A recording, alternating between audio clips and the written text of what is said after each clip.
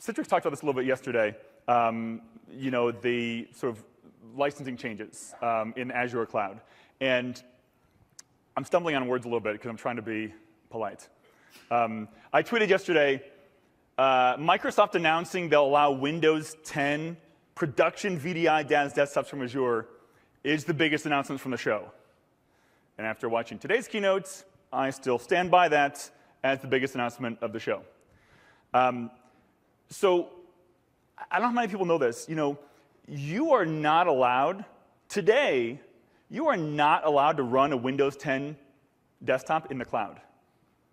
I'm not talking about SPLA, the Microsoft Service Provider License Agreement, where DAAS providers are not allowed to sort of rent licenses for Windows 10 on a service. Today, if you just go to your own AWS account and just fire up a VM and upload your Windows 10 image and run it, you are breaking Microsoft license agreements.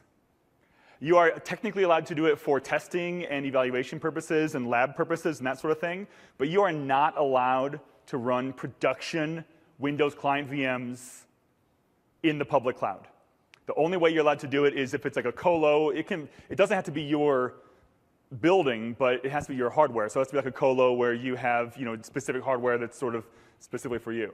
And that's kind of funny because the fact that Citrix and Microsoft made that announcement yesterday, I think a lot of people didn't know that was a big deal because they didn't know just how jacked up licensing was before. They didn't know that it was illegal to actually do it before.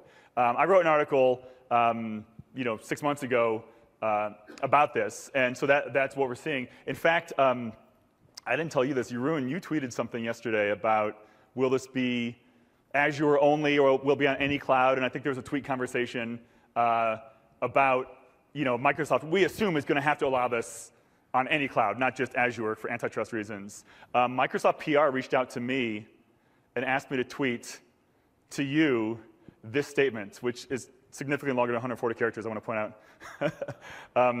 Microsoft is working on a new process for third parties interested in hosting customers' qualified Windows licenses in their own data centers.